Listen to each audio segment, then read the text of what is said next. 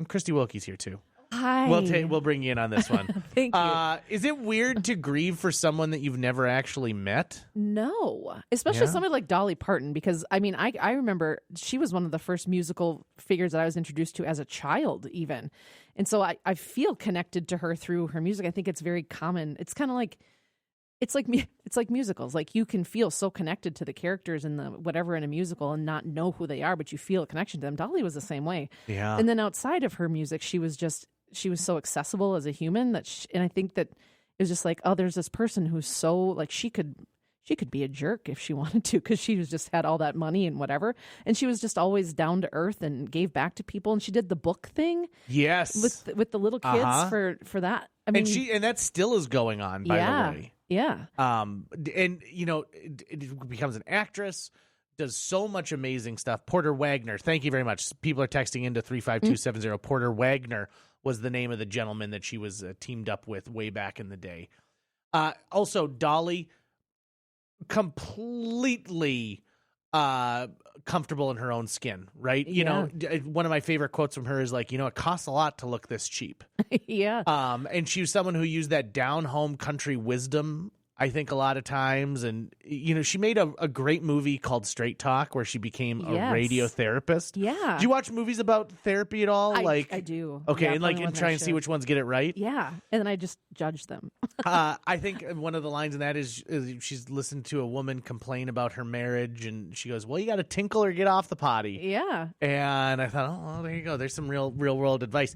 This is Peace of Mind with Christy Wilkie. Okay, so Christy, I sent you a message today saying I'd like to talk about separation anxiety. Yeah, in regard to school? Into school, yeah, because there's so many. I was just talking to a teacher the other day who said, you know, you spend a summer and you know you're going back to school, but there's this weird feeling of, you know, the parents kind of handing their kids over to the school, and the kids over the last 90 days have worked up a new routine, and maybe they've spent a lot of time with mom and dad. Maybe they've spent time with other relatives, and now they're having to get back into that routine. On the same line, the amount of tears I've seen shed by parents dropping kids off at college. Oh, yeah. So can we touch on what separation anxiety is, and if this is a definition when it comes to separation anxiety? Yeah, so separation anxiety is typically in younger children where they have a very hard time being away from a caregiver, to the point where there's tantrums or begging to not go someplace or avoidance of social situations.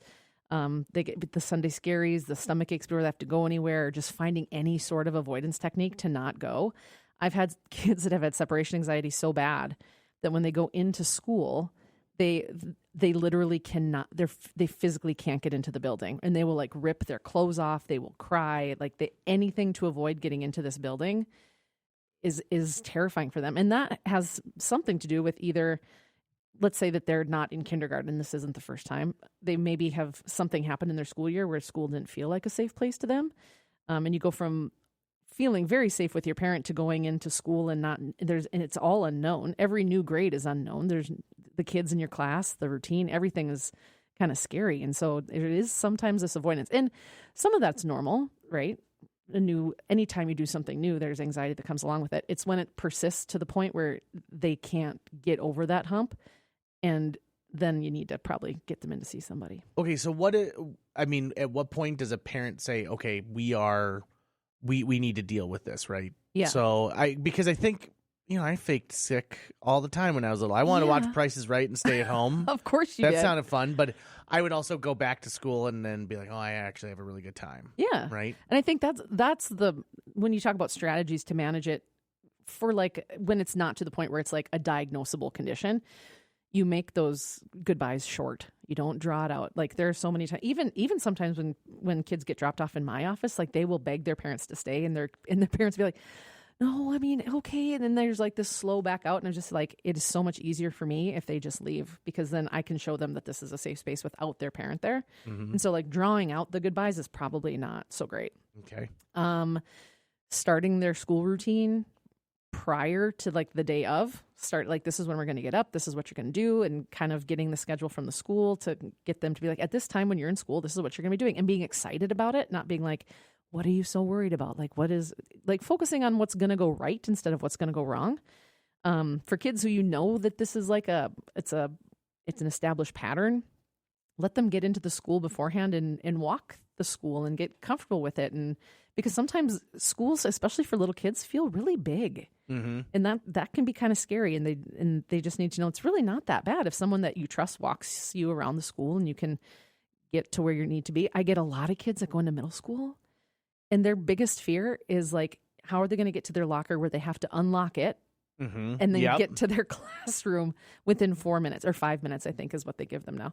And that creates a lot of anxiety. And so going beforehand and showing that they can do that is huge.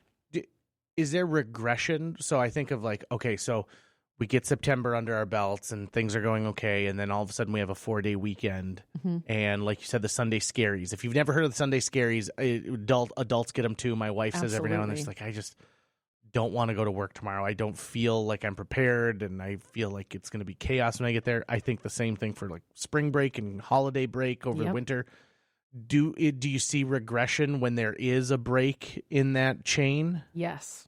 All of the time. Yeah. And even in summer is worse because we can get to the point where they understand that first grade isn't scary. And so then that's great. And they had a great year. And then they come back to second grade and second grade is new. And so we don't know if second grade isn't scary. So you kind of have that regression even after the summer. But yeah, a 4-day weekend, a spring break or whatever. It's kind of like for adults when we go on vacation, you're like, oh, this feels so good. It just feels so good to be myself and like not have to worry about anything and not have to, we all know how that feels. Kids are the exact same way. To not have to worry about what other kids are going to say, what teachers are going to say. If they don't know or they can't understand what they're learning, they don't have to worry about any of that. They're just like, oh, and it feels so good. And then that feeling, it's kind of addicting. Okay, so, I mean, back in my day when I was younger, they would just be like, you've got to go. Yeah. You've got to go. And then, someone hands you off to someone else who would just, pull you further into the school, right? Yeah.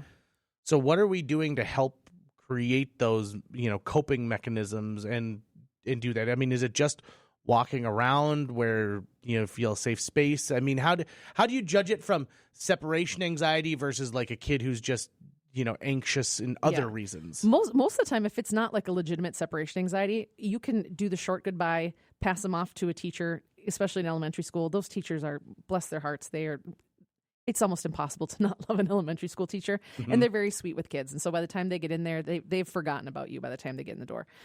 For the kids where this persists, and if you know that if this is going to be an issue because it's been an issue in the past, to get the school on board to begin with, because almost every kid has a safe adult in their school, whether it's a teacher or a para or whoever it might be. And schools in this town, I have noticed, at least in my experience, are more than willing to do whatever they need to do to get those kids in the building, because they're the ones that have legitimate separation anxiety are really few and far between in the grand scheme of things. But they're willing to be that person and meet them at the front door and take them in. And sometimes they need like just 10 minutes to decompress so they don't feel overstimulated and kind of go on with their day and whatever that looks like. But working with your school to know, hey, I know that my kid's going to struggle with this. What's our plan going ahead? And validating as a parent, you validate, yep, I get that this is scary. And also, these are the expectations and we got to figure out how we can make this work. Okay, so let's talk about the caregiver. Yeah. The other side of this coin, right? Yeah. So I have to imagine that they can be, they can hurt as much as they can help, right? Yep. Especially, is it a matter of just like giving in on things, or is it projecting? It's a lot of projection. Yeah. Kids pick up on how you're feeling, and so if you are a parent and you are sad that your kid's leaving, and the kids really pick up on that. And they're like, "Oh, my mom is sad, so I have to be sad," or "My dad is really sad for me leaving, so I've got to be sad." And so, really, like showing that you're excited for them and making this like a really good, positive transition rather than, I know this is so hard, I know I'm having a hard time too. Like that is typically not super helpful, because then the kids are just like, see, my mom is completely validating that this stinks. Do you think that it is getting better or worse when it comes to separation anxiety? Because I don't think I saw a ton of that when I was younger. Yeah. But I feel like I hear more from parents today that they are having those issues. Yeah, I think if it's better or worse, I don't know that we can judge that. I think that it's probably being acknowledged more now okay. than it was back then, because I had separation anxiety when I was a kid. I dreaded it. I hated leaving my house. I hated going to kindergarten.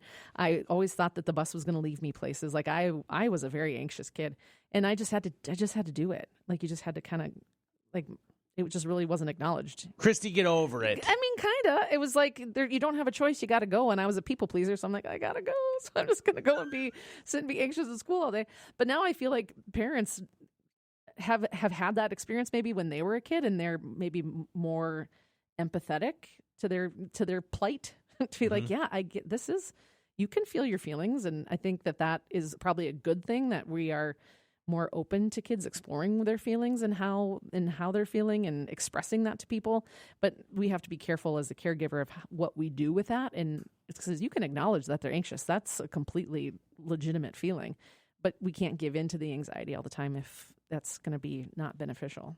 Okay, so giving in meaning like we're late to school 3 days out of the week. Yeah, or the parents like, of course you can stay home 3 days out of the week, and every kid is different. But if you're in that point where that's where your kid is, where they feel like they can't walk into the school, more times than not, we should really get a therapist involved, because there are just different things that we can do to figure out that situation and work with the school to come up with a better solution and understand maybe where their fears come from. Because sometimes kids experience things very different than adults. Like our perspective as a child is very different than how an adult experiences something. So they could have had a time when they perceived that their parent was never going to pick them up, or that they were maybe a little bit late, but that fear that they had in those 2 minutes where the parent was late, they probably thought they're going to be abandoned. And so then that can sometimes just kind of bleed into other things, because that one time they were 2 minutes late and I didn't know if they were coming.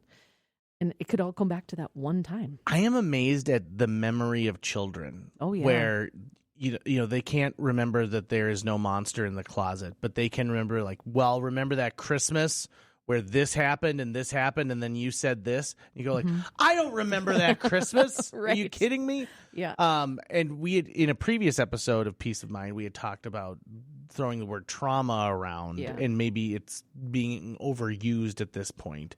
But really it's like something that they perceive as a traumatic moment, as a defining moment, if you will.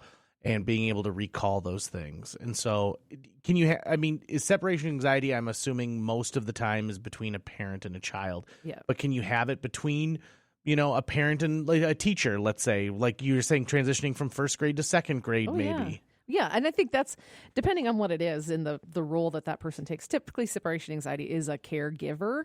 But in a situation where like a child maybe doesn't have a parent, or they don't have two parents, and that teacher kind of becomes their constant and the thing that they can trust. And the teachers are the one thing that a lot of kids have that is the only constant in their life. And they show up and they're consistent and they know what to expect. And so then losing that contact with a teacher can be very, traumatic, honestly. If that's the person that they looked forward to grounding them every day, that can be really difficult. Oh boy. Okay. So if someone thinks that their child might be suffering from separation anxiety, and you probably will on the first day of school, find out, what would be the first step? Like, is it talking to the school first? Is it finding someone like yourself at Dakota Family Services? What do you think would be a good first step for them? I would see if it persists, because it needs to be a pattern for it to be like an actual separation anxiety. So like the first day, okay, and they might come back the second day. Even like the first week is a little whatever, and then like, hey, you made it through the first week, and look at, you found a friend, and you did this, you did that. If it persists into like a 2-week situation, or even a 3-week situation, I would definitely be like, hey, we need some help. We got to get him in to school. He's avoiding school every day, and we can't do that. But it starts with the parent validating, being like, I get that this is whatever, this is our plan.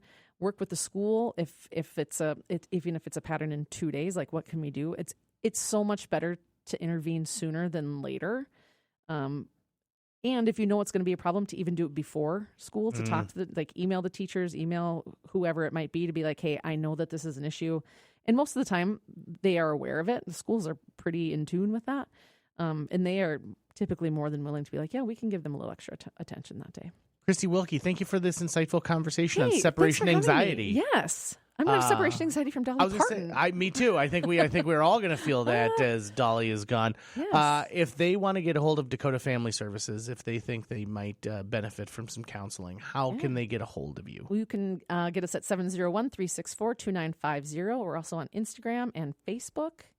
We're kind of all over the place. That's nice. Just a simple Google will find it as well too. Absolutely. And telehealth is also available too if you're somebody who wants to explore telehealth. Absolutely. Yeah, awesome. Christy, thank you so much for being here. Thanks for having me.